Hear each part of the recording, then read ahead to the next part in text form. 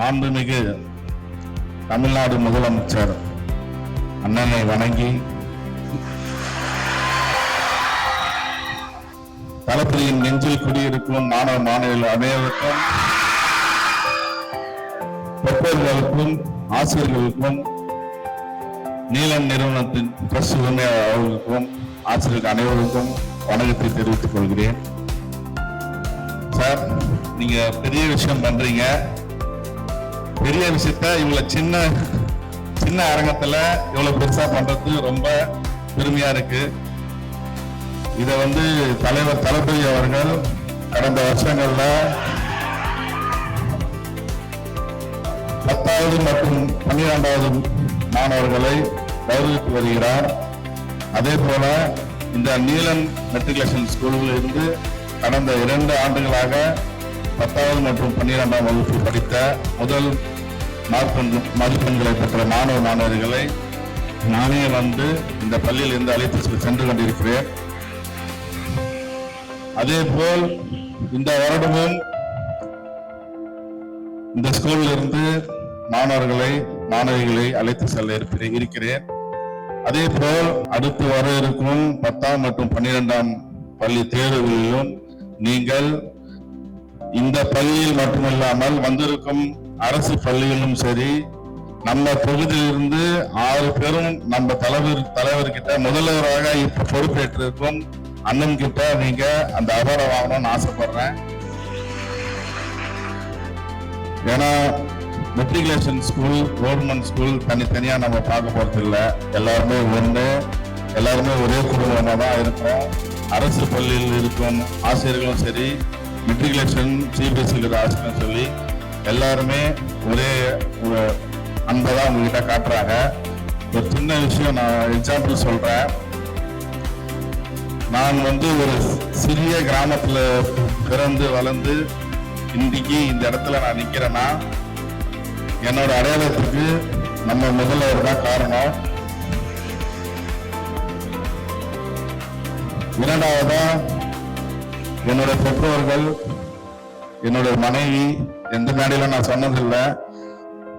அதே போல என்னை சுத்தி இருக்கும் நண்பர்களும் சரி, எல்லாரோட மோட்டிவேஷனும் சரி, இதெல்லாம் தவிர்த்து என்னோட ஆசிரியர், அதாவது 10வது படிக்கும் போது நான் எங்க ஊருக்கு இங்க யாருக்கும் தெரிஞ்சிருக்காது. என்னோட ஊர் ரத்தினமங்கலம். யாருன்னா தெரியுங்களா? 10 பேர் தான் தெரியுது. அந்த சிறிய கிராமத்துல இருந்து நான் இன்னைக்கு இந்த இடத்துக்கு வந்திருக்கேன்னா அது முதலமைச்சர் தான் காரணம். அவரு தான் என்னை தேர்ந்தெடுத்து ஒரு இடத்துக்கு காமிச்சு பண்ணாரு. அதே மாதிரி 10வது நான் படிக்கும்போது எங்க ஊர்ல இருந்து பஸ் வசதி இல்லை. அப்போ நான் சொல்றது ஒரு 10th படிக்கும் போதுன்னா ஒரு 15 years பேக் சொல்றேன். அப்போ எங்க ஏரியால டைமிங் மட்டும்தான் பஸ். டைமிங்ல பஸ் கிடைக்கும் போது கவர்மெண்ட் ஸ்கூல்ல தான் நான் படித்தேன். அங்கிருந்து பஸ் பிடிச்சி 7:30க்குலாம் நாங்கள் வீட்டுல இருந்து கிளம்பினாதான் 9:30க்கு தாம்பரம் ஸ்கூல்ல போய் நான் சேர முடியும். அங்கிருந்து 1 கிலோமீட்டர் நடந்து போய் ஸ்கூல் பேக் மாட்டிட்டு அந்த ரயில்வே கேட்டை கிராஸ் பண்ணி தான் நான் அந்த ஏரியா ஸ்கூலுக்கே போவேன். அதே மாதிரி முடிச்சுட்டு நான் வீட்டுக்கு சேரும் போது 7:30 ஆயிடும். ஏன்னா என்னோட தமிழ் ஆசிரியர் ஒரு வாட்டி என்ன கேட்டாரு, ஏன்டா நீ ஸ்கூல் அங்கேயே படிக்க வேண்டியது தானே, எதுக்கு இவ்வளவு தூரம் படிக்கிற? அதுக்கு நான் என்ன சொன்னேன்னா, ஐயா அப்புறம் நம்ம தமிழ் வாத்தியாரை ஐயா தான் கூப்பிடுவோம். ஐயா இங்கிலீஷ் மீடியம் எங்க ஊர்ல கிடையாது. நான் ஒரு சிறிய கிராமத்துல இருந்து வரேன். அங்க பிரைமரி ஸ்கூல் மட்டும்தான் இருக்கு. அதுக்காக தான் இங்கிலீஷ் மீடியம்ல படிக்கிறதுக்காக நான் தாம்பரம் படிக்கிறேன் ஐயா அப்படின்னு சொன்னேன். அவர் ஒரே ஒரு வார்த்தை சொன்னாரு, நீ பிற்காலத்துல நல்லா இருப்படா அப்படின்னு சொல்லி என்னை வாழ்த்தினாரு. இன்னைக்கு அவரோட வார்த்தைகள் தான் எனக்கு ஒரு புதையலா என்னை வாழ்த்தின மாதிரி. அவரு இப்படி இல்லை, ஊரோட இல்லை, இருந்தாலும் அவர் வார்த்தைகள் ஒரு நாளும் என் மனசுல தான். அதே போல நீங்களும் ஆசிரியர்கள் என்ன சொல்றாங்களோ அதை கேட்டுட்டு வழி நடத்தணும். இருக்கிற பசங்க என் வயசுல இருக்க நான் இருக்கும் போது பசங்களுக்கு பேரண்ட்ஸ் ஆகட்டும், ஆசிரியர்கள் ஆகட்டும் அட்வைஸ் பண்ணா பிடிக்காது. திடீர்னு கோவப்படுவாங்க. திடீர்னு போடா நீ போடா, நீ ஏப்பா நீ இந்த சொல்ற, அம்மா ஏமா நீ மாதிரி சொல்ற கேட்பாங்க. அது எல்லாமே எல்லா வயசும் தாண்டி தான் நாங்க வந்திருக்கோம். நீங்களும் உங்களுக்கும் அந்த கோவம் வரும் தான். சின்ன சின்ன விஷயங்களுக்கு கோவப்படலாம், எல்லாத்துக்குமே கோவப்படாதீங்க.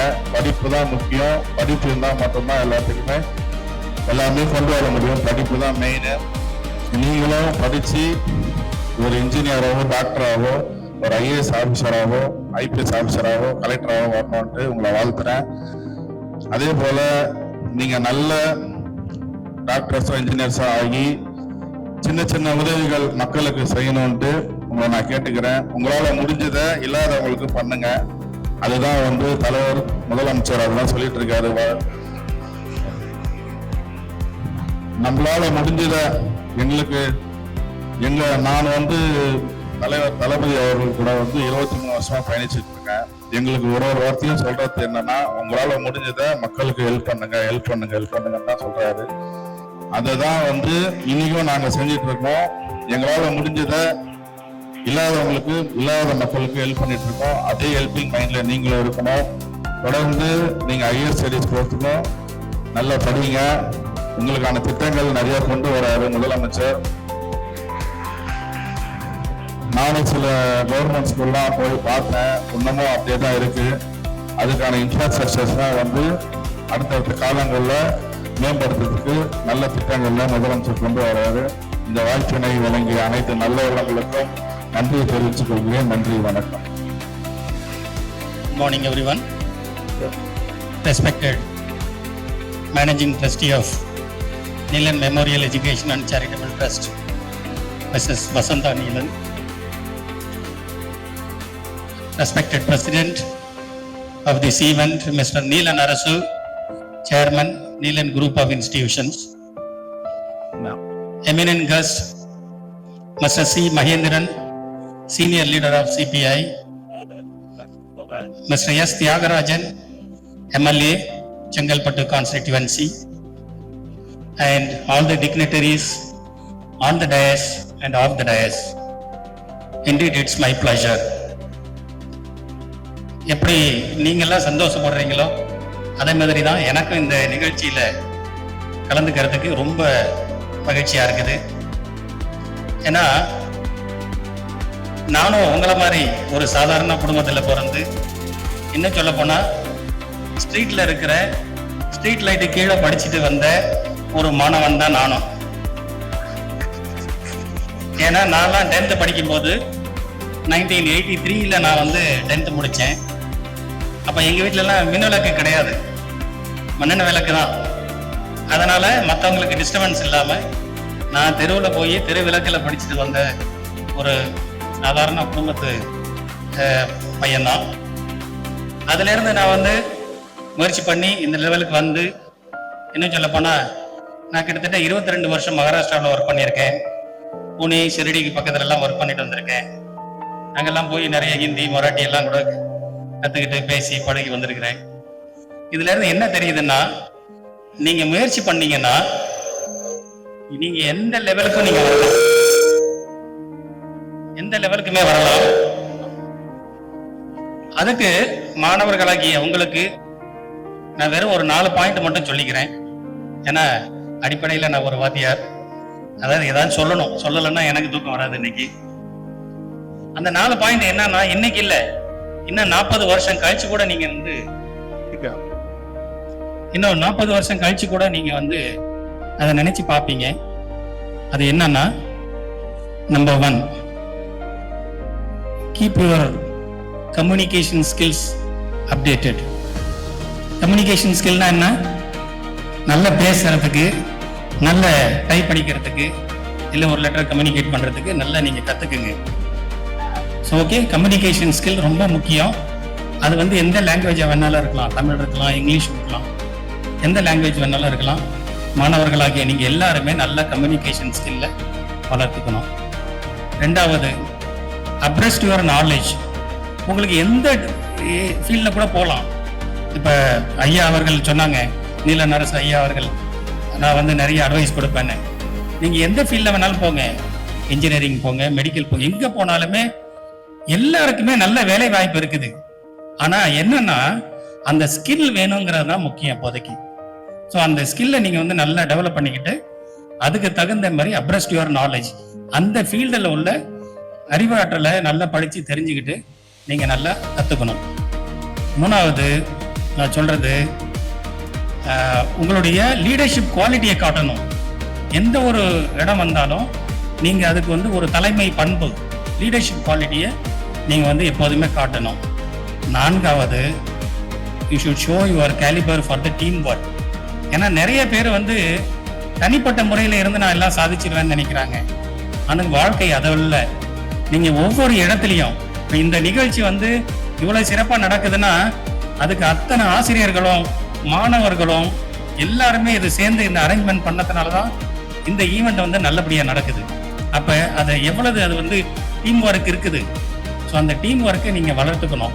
இந்த 4 குவாலிட்டிஸ் நீங்கள் இம்ப்ரூவ் பண்ணீங்கனாலே போதும், வாழ்க்கையில் நீங்கள் எந்த நிலைமைக்கு வரலாம்.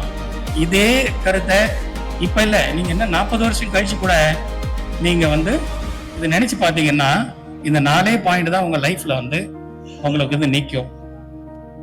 You may have 10 different qualities to reach to one particular position, but only one quality which retains you in that position. 10 விதமான உங்களுக்கு பழக்கங்களோ குணங்களோ அறிவுகளோ இருந்தாலும் ஏதோ ஒன்று தான் உங்களை அந்த பொசிஷன்ல வந்து தக்க வைக்கும். அதையும் நல்லா ஞாபகம் வச்சுக்கோங்க. அதனால இது மூலமா நீங்க எந்த இடத்துக்கு போனாலும் எல்லாரோடையும் நெட்வொர்க்கிங் வச்சுக்கணும். இப்ப நான் வந்தேன், ஃபார் எக்ஸாம்பிள் இங்க வந்த சீஃப் கெஸ்ட் மற்றவங்களோட நான் நெட்வொர்க் பண்ணிக்கிறேன். நீங்களும் உங்க மாணவர் பருவத்தில் இருக்கீங்க, மற்ற ஸ்கூல் ஸ்டூடெண்ட்ஸு யாருக்கு தெரியும், நீங்க அந்த இப்ப பக்கத்தில் அமர்ந்திருக்கிற வேற பள்ளியோட மாணவன் உங்க கூட உங்க காலேஜில் கூட அட்மிஷன் எடுக்கலாம். அதனால நீங்க நெட்வொர்க் வச்சுக்கிட்டே இருங்க, எல்லாரோடையும் நெட்வொர்க் வச்சுக்கிங்க. கான்டாக்ட்ஸ் ரொம்ப ரொம்ப அவசியம். இந்த கருத்தை நீங்க வந்து அவசியம் புரிஞ்சுக்கணும்.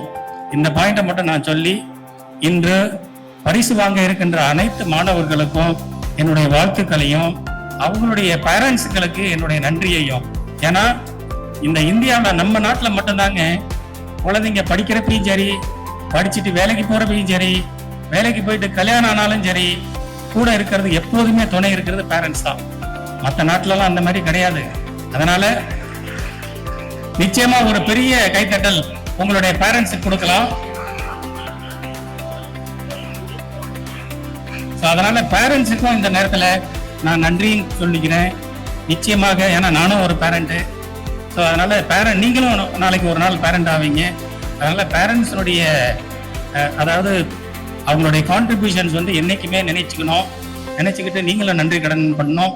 ஸோ தட் அவங்களுடைய ஃபியூச்சரில் ஓல்டேஜில் நீங்கள் எல்லாரும் செட்டில் ஆன பிறகு அவங்களையும் கைவிடாமல் காப்பாற்றணும், அவங்களுக்கு வந்து ஃபுல்லாக துணை இருக்கணும் அப்படின்னு வேண்டிக்கிறேன்.